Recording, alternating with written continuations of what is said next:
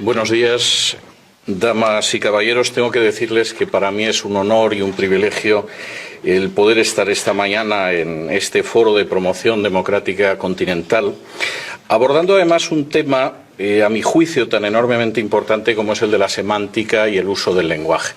Obviamente, en 15 minutos esto va a ser un vuelo de pájaro, y un vuelo de pájaro muy rápido. Lógicamente quedarán muchos cabos sueltos, pero sí me gustaría abordar algunos temas que me parecen esenciales. Permítanme empezar con una cita. Dice así: todo el aparato gubernamental se dividía en 4 ministerios. El Ministerio de la Verdad, que se ocupaba de las noticias, los espectáculos, la educación y las artes. El Ministerio de la Paz, encargado de las cuestiones relacionadas con la guerra. El Ministerio del Amor, que se ocupaba de mantener la ley y el orden. Y el Ministerio de la Abundancia, que era el responsable de los asuntos económicos. La descripción que acaban ustedes de escuchar la escribía en el año 1949 un británico que se llamaba Eric Blair, aunque seguramente muchos sabrán que su nombre de guerra, su seudónimo era George Orwell, y que el libro del que yo he citado es 1984. 1984 describía, en una fecha que ya tenemos 3 décadas a las espaldas, un mundo en el que habría desaparecido la democracia.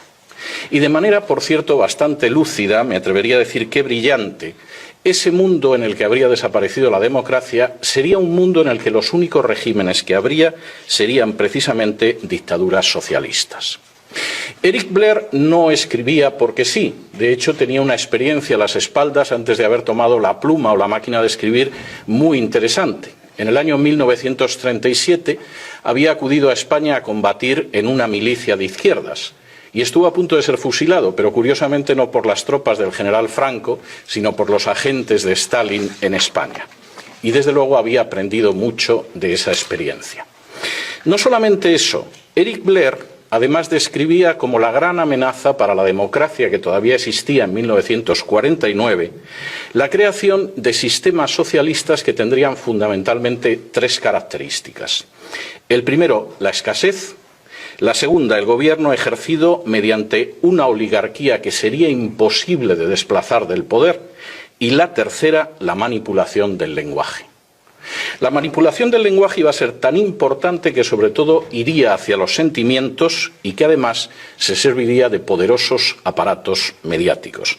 En esto, como en muchas otras cosas, hay que decir que Orwell fue profético. No solamente fue profético, yo tendría que decir que si en estos momentos existe una amenaza en Hispanoamérica para la persistencia de las democracias, es precisamente la de regímenes de ese tipo. Regímenes de carácter socialista, en los que abunda la escasez económica, en la que el gobierno está formado por una oligarquía que no tiene la menor intención de verse desplazada del poder y en el que se utiliza una forma de lenguaje, el double talk que decía Orwell, ese lenguaje doble que únicamente es la mentira. De manera bastante reveladora, y creo que esto es para reflexionarlo continuamente, el socialismo totalitario no desapareció en 1991 con el colapso de la Unión Soviética. Todo lo contrario, ha mutado. Y esa mutación, además, está siendo especialmente peligrosa, y me alegro de que se mencionara el Foro de Sao Paulo, porque este es uno de los aspectos que a veces se pasa por alto, pero es enormemente relevante. Ha mutado con visos de extenderse, sobre todo en países que sociológicamente son católicos, y esto por una serie de razones. De manera bien reveladora, la base de esa expansión, la base de esa amenaza para la democracia, amenaza real, insisto, y en proceso de crecimiento, aguanta sobre 3 manipulaciones del lenguaje. Y son 3 manipulaciones del lenguaje absolutamente orwellianas. La primera, la guerra es la paz. Esa es una antigua historia, una antigua propaganda que viene de la Unión Soviética. El pacifismo era absolutamente soviético, aunque invadieran Hungría en 1956 o Checoslovaquia en 1967, y el pacifismo era una gran arma, sobre todo si no era pacifismo real, sino un pacifismo que sirviera para desarmar a las democracias. Estos nuevos socialismos que son nada más que mutaciones del antiguo socialismo, no solo pretenden ser pacifistas, sino enfrentarse con los enemigos de la paz, que por definición son Estados Unidos y sus democracias aliadas. La paz se enfrenta con la guerra de acuerdo con esa manipulación del lenguaje. Y eso es algo que se puede contemplar en cualquiera de estos regímenes y, curiosamente, además mostrando que nunca se ha podido utilizar la mentira de una manera más desvergonzada. En Cuba, el ejército sigue teniendo un papel fundamental que no tiene en ninguna democracia. Es más, es columna vertebral de la perpetuación de la dictadura de los hermanos Castro. En Venezuela, el ejército es absolutamente esencial para mantener el régimen chavista. En Nicaragua, el poder sigue siendo ejercido con la alianza de unas fuerzas armadas absolutamente politizadas y que no sirven a los ciudadanos sino a una oligarquía de izquierdas. Y por si esto fuera poco y quedara alguna duda de que efectivamente la guerra es la paz, de acuerdo con esta mentira orwelliana, incluso se traban alianzas internacionales con regímenes que nada tienen que ver con la realidad de Hispanoamérica, como es el régimen de los ayatolás en Irán. Y añadan ustedes a esa ausencia de paz de los que pretenden predicar la paz contra el belicista Estados Unidos, la violencia oficiosa que va de los piqueteros argentinos a las manifestaciones de repudio cubanas o las milicias chavistas, por citar solo algunos de los ejemplos. Es más, sin el uso sistemático de distintas formas de violencia, sin el control de las Fuerzas Armadas y sin la coacción de los más variados tipos, ninguna de estas dictaduras pacifistas se podría mantener 24 horas en el poder. Segunda mentira, la miseria es la justicia de los pobres. El fracaso del sistema socialista es algo, en términos históricos y objetivos, absolutamente innegable e irrefutable. Solamente las cifras que se publicaron en lo que todavía era la Unión Soviética, en la época de Gorbachov y la perestroika, mostraba que la nación tenía un sistema con unas perspectivas absolutamente miserables para ancianos, enfermos o disminuidos físicos o psíquicos. Es más, la supuesta legitimación del Gulag, si es que se puede legitimar el exterminio y encarcelamiento y esclavización de decenas de millones de seres humanos, no existía.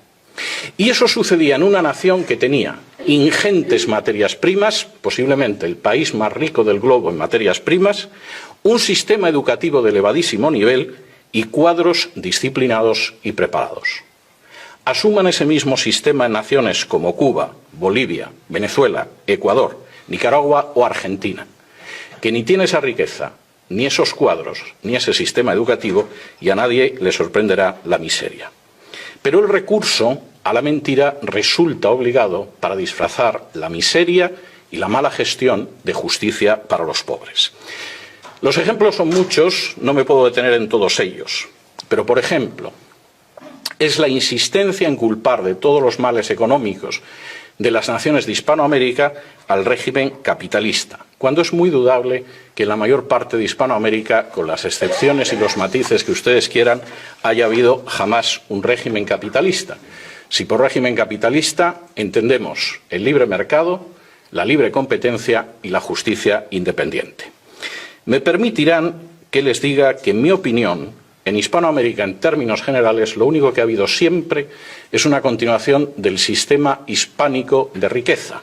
Es decir, la riqueza no viene de la libre competencia, del talento o de la independencia judicial, sino que viene de la cercanía con el poder político. Y eso quizá explica por qué no ha aparecido ningún Steve Jobs o ningún Bill Gates al sur del Río Grande. Porque en realidad todos sabemos que hasta esas dictaduras socialistas están creando sus propias oligarquías y que los nuevos millonarios, por ejemplo en Venezuela, no es gente de especial talento o con especial capacidad para crear riqueza, sino gente más cerca del calorcito que da el poder. No es de lo mejor que evidentemente trajimos o trajeron los españoles a América.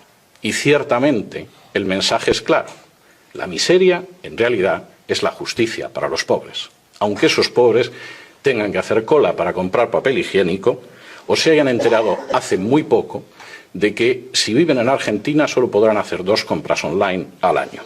No solamente eso, se tacha de antipatriotas a los que aman a su patria y quieren la libertad de su patria, olvidando la famosa máxima de Thomas Jefferson de que el mayor patriota es el disidente, porque por encima de intereses políticos lo que quiere es la prosperidad y la libertad de su nación. Tercera mentira, las tinieblas son la luz.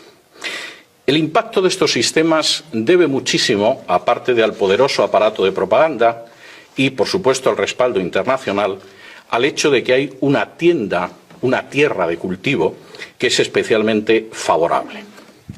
Naciones que han sido maceradas desde hace décadas con conceptos y términos como la opción preferencial por los pobres, o el asistencialismo, o el recelo hacia la economía de mercado, que han padecido, permítanme que utilice ese verbo, la teología de la liberación, eran cultivo abonado para que en un momento determinado creciera la planta siniestra del socialismo totalitario. Y esto era claro ya en los años 70. Cualquiera que sufriera la enorme agonía estética de leer un libro de uno de los teólogos de la liberación brasileño, Frei Beto, titulado Fidel y la religión, donde el dictador cubano pretendía aunar, más bien pervertir y subvertir categorías de pensamiento cristianas para amaestrarlas hacia el comunismo, sabe de lo que estoy hablando. Y cuando los hermanos Boff, posiblemente los teólogos más importantes de la liberación, decían que su base de trabajo era la Biblia, pero su instrumento de análisis era el marxismo, desde luego no estaban hablando por hablar. Estaban empezando a abonar un territorio en el que están creciendo en los últimos años plantas tan amargas como el chavismo o la dictadura de otros personajes parecidos. ¿Hasta qué punto esto funciona? Se puede ver en multitud de manifestaciones. Quisiera centrarme solo en una, porque suele pasarse por alto en los medios de comunicación internacional. En los medios de comunicación internacionales nos fijamos en Cuba, por eso de que Cuba pervierte la situación internacional desde hace más de medio siglo. Nos fijamos en Venezuela, porque es un país importante y petrolífero. Pasamos a la Argentina, que es un país grande, y pasamos por alto, por ejemplo, naciones más pequeñas como Nicaragua. Eso es un gravísimo error. Nicaragua lleva más de 40 años siendo el tubo de ensayo de las experiencias socialistas totalitarias en el subcontinente. La esposa del actual presidente de Nicaragua, el comandante sandinista Daniel Ortega, es auténticamente un paradigma de lo que cabe esperar de las estrategias del Foro de Sao Paulo. Rosario Murillo puede ser al mismo tiempo bruja y llevar entre 15 y 20 anillos en los dedos, generalmente de turquesa, porque al parecer eso evita la mala onda de los enemigos del pueblo, que por supuesto son los que no son sandinistas y aman la libertad. Puede ser considerado un personaje importante de la brujería internacional y al mismo tiempo mantener unas relaciones extraordinarias con el cardenal Obando o señalar que la Virgen ilumina a Daniel Ortega. No solo eso. El grito de propaganda en Nicaragua es «Viva Nicaragua, cristiana, socialista y solidaria».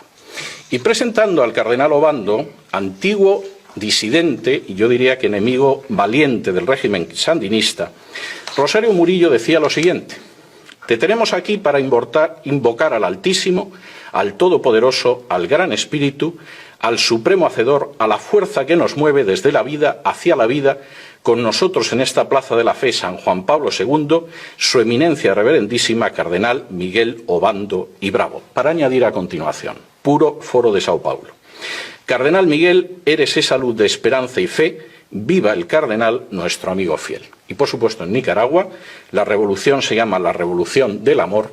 Rosario Murillo dice que empuñan las armas del amor y, por si fuera poco, para terminarlo de arreglar, es habitual en los medios de comunicación que veamos al comandante yendo a misa. Parece que eso no está influyendo mucho en sus hábitos políticos.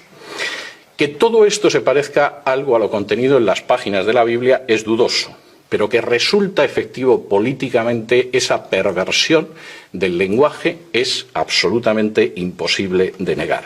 Quizá, a fin de cuentas, como escribía Pablo de Tarso, a Satanás no le cuesta mucho convertirse en ángel de luz. Quizá, y concluyo, esta tarea, la tarea de mostrar la falsedad del lenguaje, la utilización de la mentira, la perversión de valores queridos para millones de personas vaya a ser la tarea más relevante de nuestro tiempo.